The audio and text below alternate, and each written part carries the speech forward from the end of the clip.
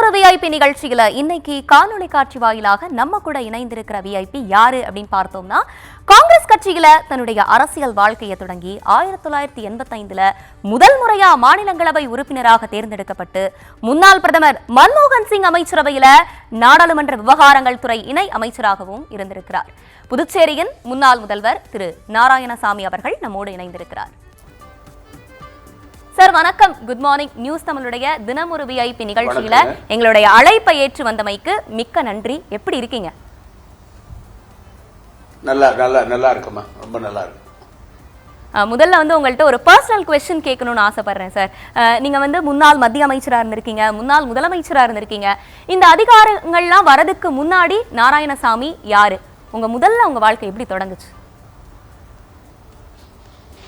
நான் இந்த புதுச்சேரியிலிருந்து ஒரு 7 கிலோமீட்டர் தூரத்தில் உள்ள பூர்ணாங்குப்பம் என்ற கிராமத்தில் பிறந்து வளர்ந்தேன். நான் படித்தது பூரா அரசு பள்ளி தான். அரசு கல்லூரியிலும் படித்தேன். அப்புறம் சட்டக்கல்லூரி சென்னையில் படித்தேன். நான் பள்ளியில் படிக்கும்போது சரி, கல்லூரியில் அப்போல்லாம் பியூசி +2 போய் பிஎஸ்சி பிஏ இல்லாமல் அப்போல்லாம் பியூசி, அதுக்கு பிறகு தான் பிஏ பிஎஸ்சி.